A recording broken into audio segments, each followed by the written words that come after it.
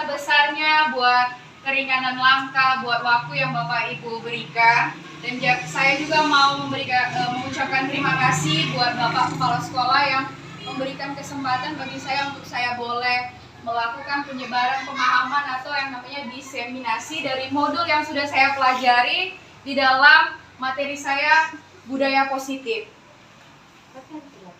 Ya, budaya berbagi aksi nyata. Modul ini akan saya sampaikan sendiri. Saya Krisna Widya Simamora dari sekolah kita yang tercinta, UPT SPFSDN 106805 Manunggal, Kabupaten Deli Serdang, calon guru penggerak angkatan yang ke-7.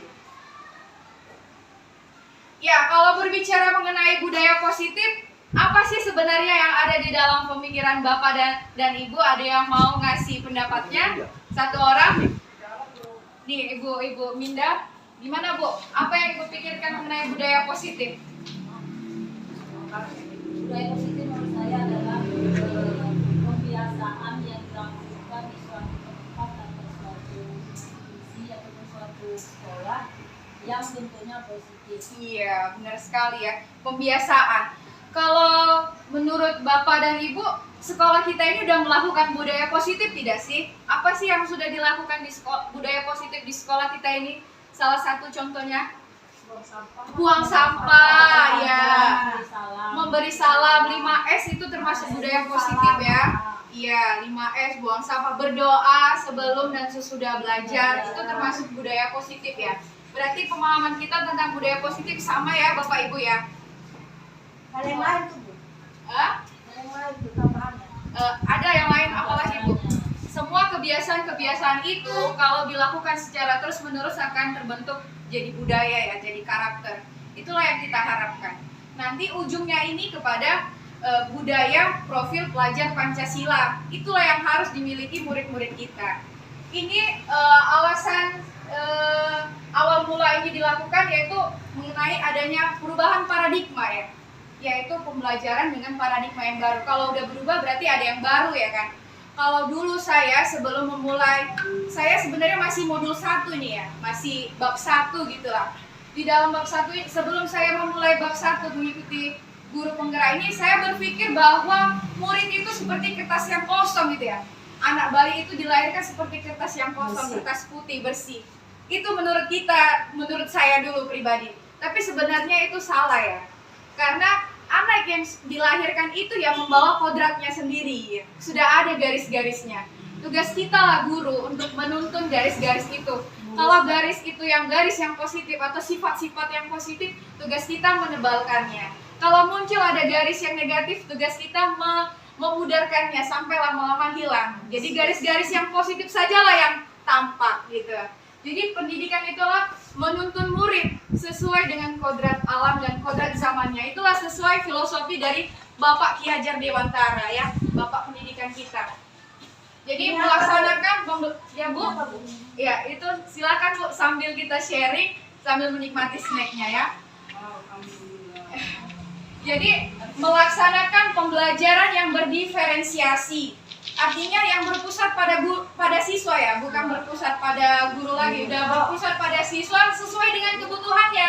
Karena pada dasarnya kebutuhan anak murid itu beda-beda, ya unik ya, sesuai kodratnya tadi. Kodratnya kan udah beda-beda, nggak mungkin gurunya pun gitu.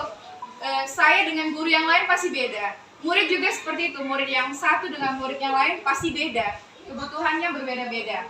Pendidikan ialah menuntut anak untuk berkembang sesuai dengan kodrat alam.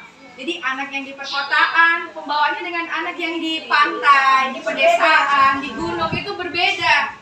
Dan satu lagi dengan kodrat zamannya. Zaman dulu, pendidikannya dengan zaman yang sekarang berbeda ya kan. Itu namanya modernisasi. Pendidikan itu harus berubah, modern gitu ya. Untuk mencapai kebahagiaan. Sesungguhnya belajar itu untuk mencapai kebahagiaan dan yang memerdekakan. Seperti itu ya Bu ya. Selanjutnya kita mau belajar yang namanya budaya positif. Budaya positif ini dapat kita terapkan dengan menerapkan konsep-konsep intinya. Konsep intinya itu ada 6. Yang pertama ada disiplin positif, yang kedua ada memahami motivasi perilaku manusia. Jadi di sini kita belajar memahami motivasi perilaku manusia. Kenapa seseorang itu melakukan itu? Karena ada motivasi yang dia terima, kayak dia melakukan sesuatu, entah itu kesalahan, entah itu kebaikan, gitu ya. Selanjutnya yang ketiga ada kebutuhan dasar manusia, yang keempat ada posisi kontrol guru, pembuatan keyakinan kelas, sampai yang terakhir adalah penerapan segitiga restitusi. Ini nanti yang akan kita bahas satu persatu ya Bapak Ibu. Yang pertama itu disiplin. Kalau disiplin, kita itu sering mengkaitkannya dengan peraturan ya. Disiplin, peraturan. Kalau menerapkan disiplin bagus, kalau nggak menerapkan disiplin ada punishment, ada hukuman gitu ya. Ya kan? Kalau pada dasarnya disiplin itu berasal dari bahasa Latin disciplina, artinya belajar. Ya, belajar. Disiplin itu juga berkonotasi dengan disiplin diri. Jadi belajar untuk menggali potensi diri ya, yang dapat membuat seseorang menggali potensi menuju satu tujuan, gitu ya. Itu sebenarnya arti dari kata disiplin. Disiplin itu pada hakikatnya sebenarnya bukan karena peraturan. Kalau karena peraturan itu masih berasal dari luar dirinya, atau dengan kata lain motivasi eksternal. Jadi kita mau menanamkan pada murid kita, dia melakukan peraturan itu ya karena dia tahu dia mau jadi manusia yang baik, dia mau jadi manusia yang sukses. Kalau sudah ada di dalam dirinya sendiri, itu namanya motivasi intrinsik. Ya, seseorang yang memiliki disiplin diri berarti bisa bertanggung jawab terhadap apa yang dia lakukan berdasarkan tindakan dan nilai-nilai yang universal. Nilai-nilai universal itu banyak ya Bu ya. Nilai-nilai universal itu pasti setiap institusi ada nilai-nilai universalnya. Gotong royong, beriman, kerjasama, itu nilai-nilai universal yang dimaksud ya. Seperti kita, namanya kita di pendidikan ya, sesuai dengan turunan Kemendikbudristek, salah satu nilai-nilai universalnya yaitu yang ada di dalam profil pelajar Pancasila. Jadi kita meyakini bahwa murid itu memiliki nilai beriman. Kita ini murid itu memiliki keenam elemen nilai ini. Yang pertama, beriman, bertakwa kepada Tuhan Yang Maha Esa. Yang kedua, kebinekaan global, mandiri, gotong royong, bernalar kritis, dan kreatif, gitu ya. Itu yang kita harapkan ada di dalam diri anak-anak didik kita semuanya. Inilah nilai-nilai universal yang kita percayai, nilai yang positif kan ini ya Bapak Ibu ya. Nilai inilah yang kita mau tanamkan kepada anak-anak murid kita. Selanjutnya disiplin positif. Cara penerapan disiplin yang mengajarkan anak mandiri. Kita itu mendisiplinkan anak supaya dia bisa mandiri, bertanggung jawab dengan tugasnya sendiri gitu ya. Kalau kata Bapak pendidikan itu adalah pendidikan yang menuntun anak ke jalan yang baik. Kalau diibaratkan itu ya, pendidikan itu seperti kita sedang berkebun. Tanahnya itu sekolah, petaninya itu kita guru. Bibit yang mau kita tanam anak itu, entah itu bibit padi, bibit jagung atau padi ya, bibit yang unggul, kalau si petani, si guru itu merawatnya, menuntunnya, menyiram, memupuk, kasih vitamin, tumbuh dengan baik ya. Itulah namanya menuntun. Tapi sebaliknya, bibit yang unggul tadi itu pun kalau nggak dituntun, dibiarin seperti itu aja, bisa dia jadi tidak unggul gitu ya, bisa jadi layu gitu ya. Sama seperti murid itu, kita harus menuntunnya. Tidak menuntut ya, tidak menuntut, tapi menuntun. Jadi kalau kita tanam tadi bibit padi yang unggul, bisa rupanya berubah jadi bibit jagung? Gak bisa gitu ya. Kalau memang kemampuannya matematika ya matematika, kalau kemampuannya seni ya seni. Si bibit jagung yang kita tanam tadi udah kita rawat baik-baik, mau seperti kita inginkan, jadilah kau jadi padi. Gak bisa berubah. Itulah kodratnya, kodrat yang sudah diberikan oleh Tuhan Yang Maha Kuasa ya. Jadi mengarah pada disiplin diri, kontrol diri. Kita berharap anak murid kita tuh bisa mengontrol dirinya untuk menemukan motivasi intrinsik. Jadi intinya ini motivasi intrinsik ya. Motivasi dari dalam diri dulu, dari dalam diri siswa. Itu PR kita sebenarnya Bapak Ibu. Untuk menumbuhkan motivasi dalam diri itu kan agak sulit ya. Jadi kita lah yang menuntut anak murid itu supaya bertumbuh motivasi dari dalam dirinya sendiri. Kalau motivasi dari dalam dirinya sendiri itu tidak ada, mau kita apain pun itu nggak bisa kita rubah. Iya, makanya seperti itu harus ada dulu pelan-pelan kita apain. Ya agak susah itu. Iya, pernah kita sharing ya. Zaman yang orang tua kita yang ngajarin kita, dulu kita udah sudah itu. Iya. Cuma kita tak mengerti apakah ini gotong royongan, apakah ini mandiri ya kan? Udah Iya, sebenarnya sejak tidak langsung sudah dilakukan. Nggak ada waktu kita SD pun, ya kan? Orang tua guru melatih kita, disuruh berdoa. Iya, penyegaran lagi lah ibu ya. Olahraga dulu ya, saya nggak ke SD kan. Anak-anak itu Iya. coba ambil di gudang. Kita gotong royong itu. Iya, dan termasuk Tapi gotong sekarang royong. ini dimunculkan dengan yang seperti ini. Yang Iya. lama juga rasanya kan. Yang lama diperbaharui lagi kayak jadi yang lebih baru. PPKN, PKN, Lebih penyegaran. PPKN. Itu balik-balik ya. Jadi Tambah pendidikan ini kan Pancasila ada berubah lagi Iya, ya. sebenarnya secara berdoa ketuhanan. Iya. Mandiri dia, kita kan selalu mengatakan hafalan. benar. Tapi memang yang namanya dia itu padi ya padi. Iya. Yang namanya jagung ya jagung. Tapi kalau kita guru aja yang kata itu tadi menuntut di rumah anak si padi tadi Iya. tidak disiram, tidak diberikan pupuk, toh padi yang sudah kita buat di sini ini konsen jadinya Bu. Iya. Hah? Kering kekeringan dia. Beda dengan petani tadi. Kalau Ibu tadi kan bilang kita adalah petaninya. Iya. Beda dengan petani loh, Bu, dengan anak kan kayaknya ya. Kalau petani, kalau udah dia merawat tanamannya itu, tidak diharapkan lagi orang lain untuk merawatnya. Kalau kita tidak Bu, Berkolaborasi berkolaborasi dengan dengan orang tua. orang tuanya. Kita udah Berarti lakukan ini tambahan semua. ya Bu ya, harus kolaborasi dengan orang tua dan memang Maksud harus saya Bu, orang tuanya itu yang harus belajar ini. Iya. Ya kan? Orang tuanya kan harus belajar ini. Bahwa Kita guru dulu Bu, Bu, baru orang tua. artinya kita sudah sampaikan ya Bu, dengan yang katanya disiplin positif. Tidak ada seorang guru mengajarkan ekonomi, tidak ada.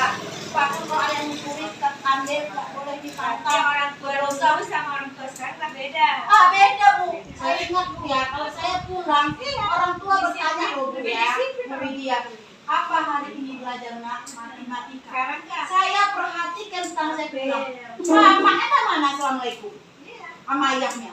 Jadi Bu, kalau bisa ya kan, sampaikan lagi juga sama orang tua ya mana. Biar padi yang kita cetak, benar-benar jadi padi. Iya. Kita mencetak padi, lahirnya banyak umur.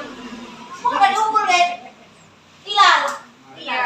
Nah, Bagus sekali ya Pak. Cece. Iya. udah. Bagus sekali ya masukan dari Ibu Ilan ya. Berarti kita itu memang harus berkolaborasi sama orang tua ya.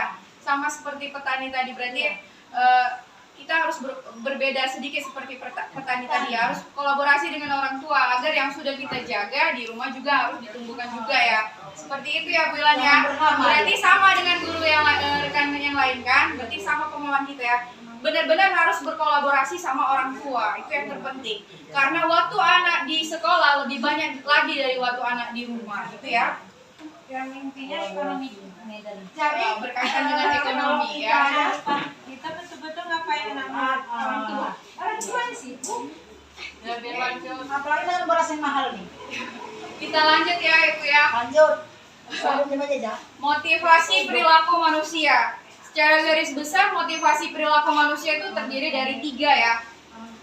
Yang pertama itu untuk menghindari ketidaknyamanan atau hukuman. Jadi seorang murid itu melakukan peraturan, dia motivasinya supaya tidak dihukum. Berarti dia menghindari ketidaknyamanan supaya dia aman, nyaman, dia lakukan peraturan itu Yang ya. baik. Iya. Itu masih ke dalam motivasi eksternal. Itu eksternal luar, iya. Karena dia tergantung peraturan seperti itu ya. Dan yang kedua untuk mendapat imbalan atau penghargaan. Jadi seorang anak belajar itu supaya dipuji atau dia juara supaya dikasih penghargaan itu ya. Dia berorientasi pada hadiah, pada penghargaan. Itu juga masih bersifat motivasi eksternal, belum dari dirinya sendiri. Jadi yang mau kita harapkan itu sifat yang ketiga untuk menjadi yang diinginkan. Dia memang ingin seperti itu. menjadi manusia yang sukses, menjadi manusia yang baik. Ya dia memang ingin, bukan dari orang lain, bukan dari peraturan, bukan dari orang tua, memang dari dirinya sendiri. Dia mau belajar itu nanti mungkin jadi manajer ke depannya, ya kan? Memang dia mau dari dirinya sendiri gitu ya. Kami mah jarang lah jadi guru. Dia menginginkan dirinya seperti itu dan dia menghargai dirinya dan nilai-nilai yang dia percayai. Inilah yang kita harapkan ada di dalam diri anak-anak murid kita, yaitu motivasi internal.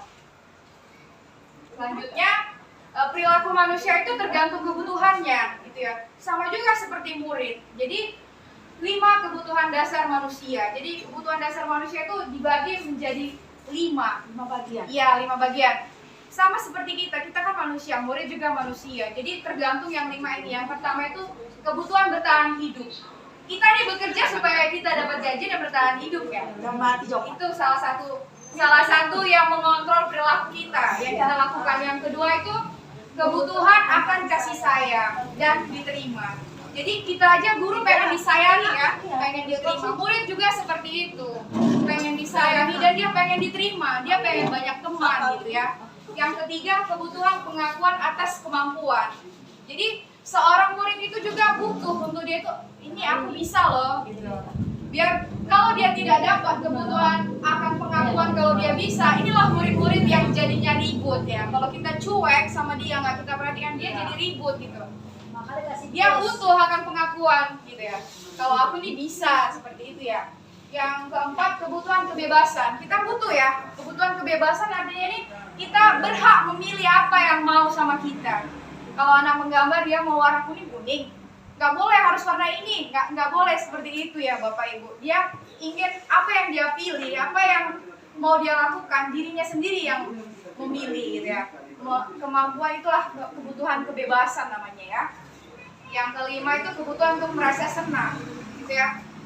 Memang kita butuh loh merasa senang.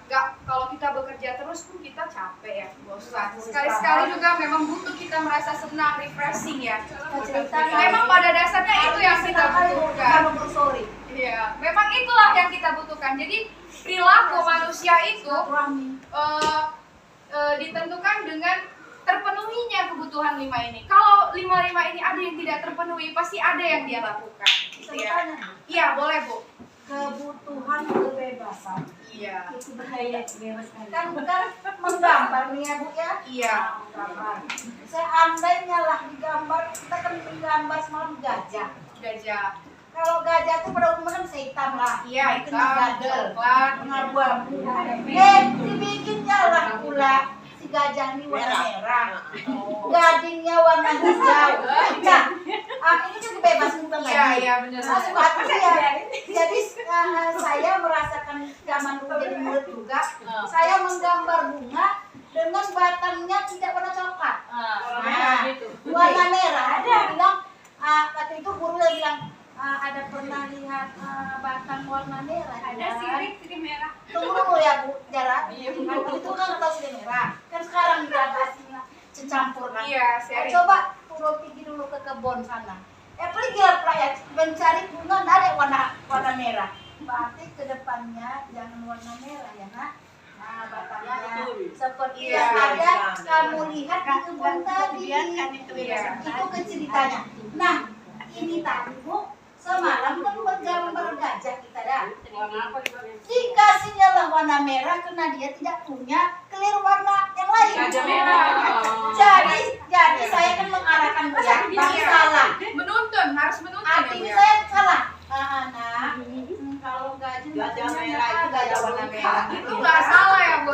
Itu nggak salah. Kan memberi ya, kan dia boleh bebas. Iya, boleh Tapi bebas. bebas aja jangan kebablasan. Jangan setelah nanti besar gajah itu dibayangkan warna merah. Iya. Kan gitu ceceknya ya Bu. Solusi yang Ibu berikan pada murid itu tuh bagus Bu. Dia bilang gajah, dia membuat gajah itu warna merah. Mana ada alasannya, dia nggak punya kulit warna merah. Itu alasannya ya. Seseorang itu melakukan sesuatu atau melakukan kesalahannya ada alasannya. Jadi nggak boleh kita judge itu salah, nggak boleh. Kalau di dalam ini ya, di dalam budaya positif ini sesuatu yang salah itu tidak ada, bebas. Jadi kan biar Ya, tahu ya. yang ada itu adalah yang ada itu salah itu kan nggak ada Bu, yang ada itu perbaikan menuju yang baik gitu kan. Kamu kasih solusi, kasih tunjukkan ke alam langsung. Nggak ada. Iya. Oh, kalau nggak ada pinjam ya nak. Iya, Kalau kan yang kasih pinjam, solusi. pakai pinjam ajarin memadu warna, Iya. dengan warna yang pas. Pas. Jadi merah, kebetulan merah tadi. Bu nggak bisa lagi mau digabung dengan apa warnanya kan? Ada lagi ya. Aduh. Gajah bengkak. Saya berpikir tidak mungkin gajah lagi dipukuli. Iya. Kebetulan jadi merah bisa jadi. Dia kan punya ini loh, punya pemikiran-pemikiran. Ide kreatif. Pernah Bu ya, kawan saya Bu menggambar, ini cerita ya Bu. Kami menggambar kan, total dibikinnya warna hitam semua. Tuh, total 100 ya. Kita nggak murid apa hitam semua, karena kita dalam keadaan malam, bulan gelap, Nggak nampak. 100 ya Bu.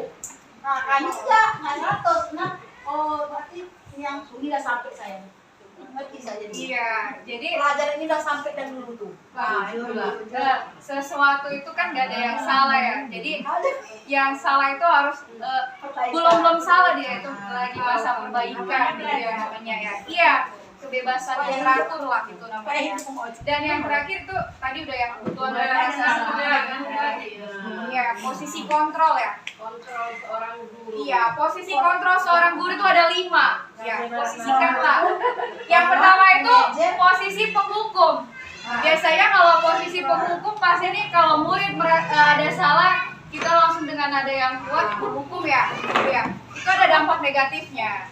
Dampak negatifnya bisa aja dia jadi merasa dendam gitu ya. Kalau terlalu kita hukum bisa ada dampak positif dari penghukum ini ya. Terus yang kedua, ini juga sebelum saya belajar ini, saya juga sering melakukan di posisi penghukum ini ya. Dan setelah saya tahu gitu ya, ternyata penghukumnya ada dampak negatifnya, ya berubahlah gitu ya. Jadi yang kedua itu pembuat merasa bersalah. Pembuat merasa bersalah ini, kamu tahu kan, mungkin saya pribadi pun sering buat gitu ya, supaya anak murid ini merasa bersalah dan bisa perbaikan gitu kan.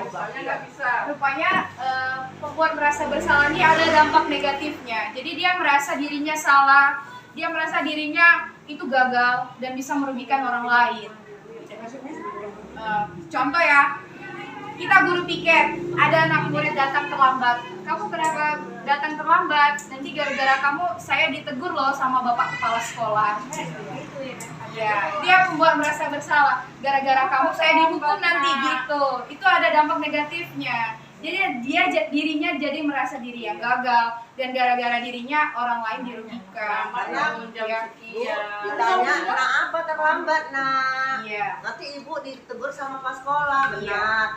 Jawab anak muridnya. Karena mama baru bangun tidur, katanya. Ya Semuanya Nanti ada video ilustrasi tentang posisi kontrol ini yang sudah saya ambil dari YouTube ya Bu ya. Yang ketiga posisi teman ya. Teman. Kita memposisikan diri kita sama murid kita seorang teman gitu ya. Teman yang baik gitu ya. Tapi ada dampak negatifnya. Ada dampak negatifnya. Jangan berkawan dengan kita. Ya. Tadi nilai-nilai nyawa. Iya, betul. Salah satunya seperti yang Ibu bilang dan satunya lagi kita buat merasa teman dengan murid kita. Dia jadi ketergantungan dengan kita. Kalau kita nggak datang, guru lain yang gantikan, jadinya balik lagi ke posisi yang nggak bagus itu, gitu ya. Ini juga ada dampak negatifnya, gitu ya. Nomor ini penghukum dan pembuat merasa bersalah orientasinya orientasi gagal ya. Kalau teman, pemantau, manajer itu orientasinya berhasil, tapi di posisi teman juga ada dampak negatif, gitu ya. Di posisi pemantau ini baku ya. Pemantau ini monitor ya, sesuai dengan peraturan. Dia berorientasi dengan peraturan. Kalau kamu salah, kalau kamu enggak ya ada hukuman gitu ya. Posisi pemantau. Terkadang posisi teman dan posisi pemantau ini harus ada di dalam diri kita, dibalancekan. Kadang jadi teman, kadang jadi pemantau. Itulah namanya posisi manajer. Posisi manajer itu dia bisa memberikan, mengajak muridnya untuk memperbaiki masalah yang dia lakukan tadi. Di posisi manajer inilah, ya, posisi manajer ini guru berbuat sesuatu bersama murid, mempersilahkan murid mempertanggungjawabkan apa yang perilaku Jadi salah bos yang lah dia dia. buat gitu ya. Jadi bos lah dia ya. Mendukung murid agar dapat menemukan solusi atas permasalahan sendiri. Seorang manajer ini telah memiliki posisi kontrol sebagai seorang teman maupun seorang pemantau. Iya, jadi sewaktu-waktu bisa jadi teman, sewaktu-waktu bisa jadi pemantau ya, tergantung kita lah.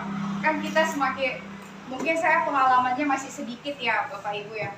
Mungkin ibu-ibu sekali lebih banyak pengalamannya sebagai seorang guru. Pasti terkadang ibu sebagai teman, terkadang ibu sebagai pemantau gitu. Itulah posisi manajer ya. Sebagai orang tua. Sebagai orang Udah tua. Dan yang diharapkan juga kita sebagai guru sebagai posisi manajer lah kita. Seperti itu ya. Apa ya Bu? Teman ketawa banyak, nangis nggak ada. Curhat ya Bu ya. Curhat nih ya. Baru selanjutnya keyakinan kelas gitu ya. Kenapa ya keyakinan kelas? Kenapa nggak peraturan kelas gitu ya? Kalau peraturan itu orientasinya kepada hukuman ya. Kalau keyakinan kelas itu kesepakatan-kesepakatan yang kita buat dengan murid. Jadi murid sendiri yang buat sebenarnya. Kita yang merumuskan menjadi sebuah keyakinan kelas. Ini udah saya lakukan di kelas saya sebenarnya. Namanya murid gitu ya, namanya masih proses belajar. Kadang ada juga salah, ada juga benarnya gitu ya. Tapi baik untuk dilakukan di kelas Bapak Ibu juga. Kita membuat kesepakatan sama murid kita. Kesepakatan itu dirumuskan menjadi keyakinan kelas. Ya, ini contoh keyakinan kelas untuk kelas rendah ya. Setiap anggota kelas perlu belajar. Jadi bahasanya itu bahasa bukan bahasa peraturan gitu ya, bahasa kesepakatan gitu ya. Setiap anggota kelas perlu bahagia. Ini untuk kelas 1 ya. Untuk kelas rendah juga bisa, kelas 2. Kelas tinggi nanti ada lagi. Setiap anggota kelas perlu melakukan tugas. Jadi dia memang menyadari dia perlu melakukan tugas supaya ada pembelajaran di dirinya, bukan karena hukuman gitu ya. Yang selanjutnya, setiap anggota kelas perlu saling menghargai. Kalau pinjam penghapus teman harus dikembalikan. Itu tandanya dia menghargai teman. Ada juga menghargai orang lain, dan termasuk ini saling menghargai ya. Selanjutnya, setiap anggota kelas perlu merasa aman, gitu ya. Harus dia merasa aman dulu, baru dia bebas untuk belajar. Kalau nggak aman, kelasnya bau, kotor, kan nggak payah gitu masuk pelajarannya ya. Akhirnya kita harus menciptakan suasana belajar yang aman dan nyaman. Ya. Ini contoh keyakinan kelas untuk kelas tinggi. Dia lebih ke slogan ya, kata-kata yang udah lebih enak untuk didengar ya. Selalu bersikap positif, senantiasa menjadi terbaik, ya. Percaya dan menghormati orang lain serta barang miliknya. Berkomitmen terhadap semua tugas. Artinya kalau dia mengerjakan PR, terus dia nggak mengerjakan PR, kita ingatkan lagi. Udah ada kan keyakinan kelas yang kita buat. Nah, itu harus dijalankan gitu ya. Harus berkomitmen terhadap semua tugas gitu. Baru senantiasa membantu gurunya, membantu temannya, dan membantu warga sekolah yang lain gitu. Inilah keyakinan kelas. Selanjutnya, segitiga restitusi. Ada koridor. Jadi restitusi itu adalah proses menciptakan kondisi bagi murid untuk memperbaiki kesalahan mereka, sehingga mereka bisa kembali kepada kelompoknya dengan karakter yang lebih kuat gitu ya. Restitusi juga merupakan proses kolaboratif yang mengajarkan murid untuk mencari solusi atas permasalahan yang mereka sudah lakukan, dan membantu murid untuk berpikir tentang orang lain dan yang mereka inginkan. Bagaimana mereka harus memperlakukan orang lain. Itulah restitusi. Restitusi ini bisa kita lakukan dengan yang namanya segitiga restitusi. Ini segitiga restitusi. Jadi kalau ada permasalahan pada anak, kita bisa melakukan segitiga restitusi ini untuk menanganinya. Ya, yang pertama itu menstabilkan identitas. Kalau ada dua anak yang berantem gitu ya, nggak boleh, udah minta maaf, nggak boleh langsung seperti itu sebenarnya. Ada tahapannya, iya. Menstabilkan identitas dulu ya. Kita bilang dulu, memang setiap orang pasti punya salah gitu kan. Kamu juga kan, ibu juga pernah punya salah, juga punya salah, iya. Distabilkan dulu identitasnya, baru selanjutnya validasi tindakan yang salah. Sebenarnya apa yang sudah kamu lakukan, gitu ya.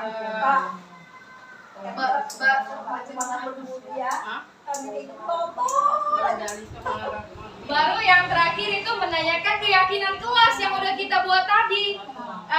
keyakinan yang sudah kita buat tadi, biar dia kembali. Aku sudah, iya, dia komitmen untuk jadi yang terbaik. Oh, aku sudah melakukan yang nggak bagus gitu ya. Oh, aku harus merubahnya jadi yang lebih bagus. Kita hanya mengajaknya untuk berbicara, tapi membuatnya berpikir apa yang harus kukerjakan untuk aku memperbaiki, seperti itu. Ya, ini segitiga restitusi ini bisa dilakukan setiap permasalahan-permasalahan murid yang muncul, yang enggak dia mengerjakan PR, berantem sama temannya, tidak mengembalikan barang pinjaman temannya, bisa kita lakukan segitiga restitusi ya. Baru selanjutnya guru yang sebagai posisi manajer tadi pasti akan melakukan segitiga restitusi untuk dia melakukan perbaikan. Yang tadi itulah berdasarkan 3 tahapan: menstabilkan identitas, validasi tindakan yang salah, menanyakan keyakinan. Ini tujuannya untuk supaya murid itu bisa bertanggung jawab atas kesalahan yang dia perbuat, gitu ya. Jadi kalau kita sebagai guru sudah posisi manajer, pasti kita melakukan segitiga restitusi ini untuk memvalidasi, untuk memperbaiki kesalahan ataupun tindakan murid yang tidak sesuai dengan keyakinan kelas. Itu ya Bapak Ibu. Ini slide terakhir, tapi saya mau ngasih sebuah video yang menunjukkan seperti apa sih 5 posisi kontrol itu dan segitiga restitusi yang saya jelaskan tadi. Itu ya Bapak Ibu.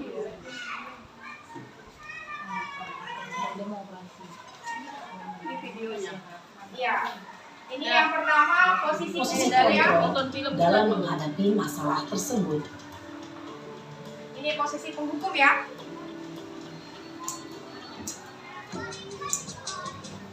SMA nih Bu. Ya, bisa juga sama SD. Iya. Semoga SD valid ya juga. Nggak sesuai dengan jenjang, semua jenjang masih bisa. Sini kamu. Ya, ini kalau guru memposisikan diri sebagai penghukum. Kamu Pasti nadanya marah-marah ya, dengan suara yang keras. Saya apa coba wayangnya sakit itu? Alasan kamu apa lagi? Kapan sih kamu tidak terlambat? Malas sekali ya kamu jadi anak. saya Dasar pemalas. Gak kapok-kapok sih kamu. Sudah berapa kali terlambat? Ini posisi guru sebagai Kamu penghukum keliling ya. lapangan basket 2 kali. kenapa Ada saya harus keliling lapangan basket, Bu? Kenapa? Kamu melawan ibu? Berani-beraninya jawab. Sudah terlambat, masih berani jawab enggak? Sekarang keliling lapangan basket 5 kali sekalian. Biar kapok. Cepat. Pergi sana ke lapangan basket. Posisi penghukum biasanya berbicara Itu posisi penghukum ya Bu ya. Ini posisi pembuat merasa bersalah dengan guru dan murid yang sama, kejadian yang sama. Membuat merasa bersalah. Naren,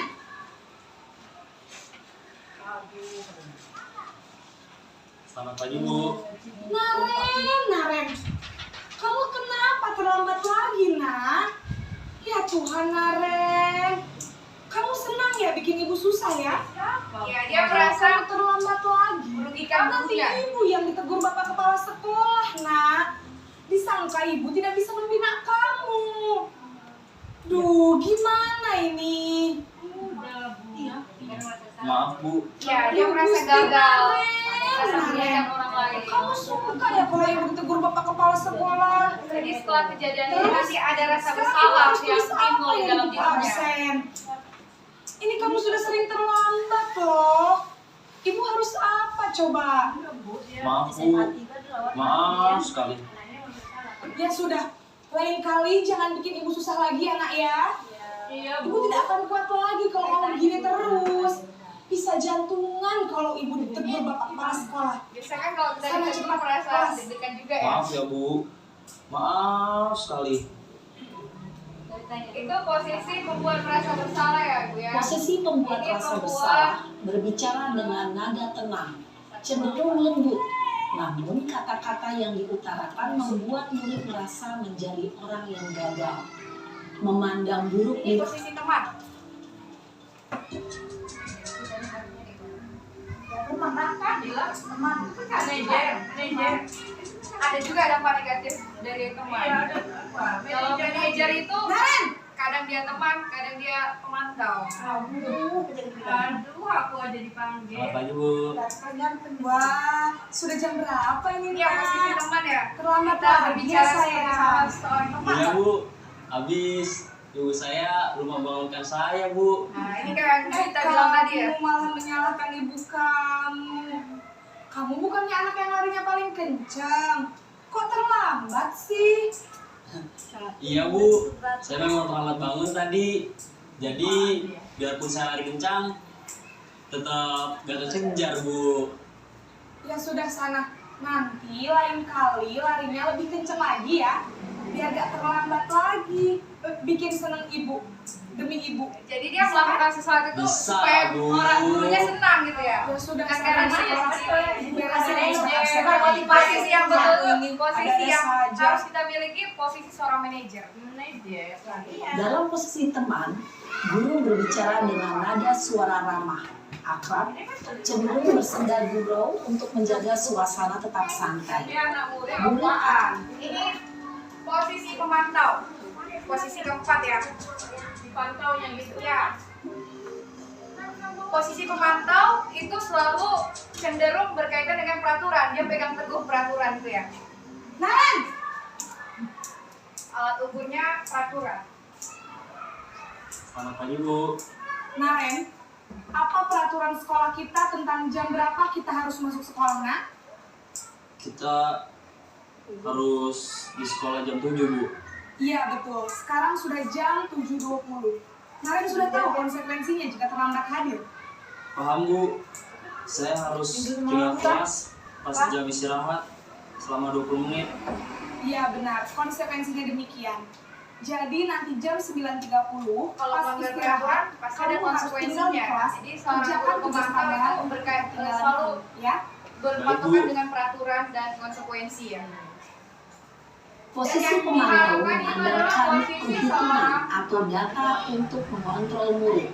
Guru mengarahkan murid berdasarkan posisi ini yang diharapkan, posisi seorang manajer.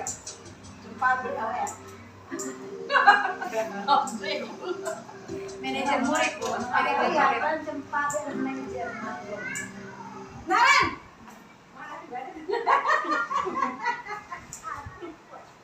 Selamat pagi Bu. Bahwa guru itu tetap harus Selamat dijaga pagi, juga Naren. ya, Ibu ya. Maaf Bu, saya terlambat. Iya, sekolah masuknya jam 7, sekarang sudah jam 7.20. Jadi sekarang bagaimana ini, Naren? Maaf Bu, Dia saya lupa setel alarm saya Berdialog. semalam. Baiklah, supaya dia menurut memperbaiki kamu, kesalahan keyakinan sekolah yang mana Nah, yang dikaitkan dengan keyakinan sekolah yang sudah dibuat, keyakinan kelas Menghargai diri sendiri dan orang lain. orang lain. Apakah Naren meyakini prinsip saling Kalau menghormati datang tersebut? tepat waktu itu Iya, Bu. menghargai diri Saya sendiri ya. meyakininya. Apakah Naren bersedia memperbaiki masalah keterlambatan ini? Bersedia Bu. Nah, Bagaimana kamu akan perbaiki masalah keterlambatan ini? gurunya hanya bertanya, dia yang menjawab akan solusinya, dia dapatkan Saya akan sendiri coba untuk tidak solusinya. lupa menyetel alarm saya Bu. Baik, kalau Naren udah Berkolaborasi mengetahui dengan di orang rumah, tua. ada orang yang kira-kira bisa bantu mengingatkan tidak? Ada Bu. Kakak saya, Kak Emma. Ada lagi selain Kak Emma? Selain Kak Emma, ada ibu saya. Baik, jadi yang mengingatkan Naren adalah Kak Emma dan ibu kamu ya? Kira-kira akan mulai start alarm kapan nih Naren? Setelah pulang sekolah, akan segera saya lakukan. Baik, jadi Naren akan setel alarm untuk bangun besok pagi dan akan diingatkan oleh kakak dan ibunda Naren ya. Ada lagi yang mungkin perlu dilakukan Naren? Agar tidak terlambat bangun lagi. Tidak ada Bu. Baik Naren, terima kasih untuk kerjasama kamu. Sekarang kamu perlu kembali ke kelas untuk belajar. Baik Bu, terima kasih. Ya, jadi posisi seorang manajer inilah yang diharapkan ada di dalam diri kita ya Bapak dan Ibu guru. Ya. Sekian sajalah penyebaran materi yang saya lakukan. Terima kasih banyak buat waktu dan kesediaannya. Semoga ini bisa kita terapkan di dalam sekolah kita tercinta ini untuk memajukan sekolah kita. Amin. Terima kasih banyak ya Bapak dan Ibu. Saya ucapkan terima kasih. Terima kasih.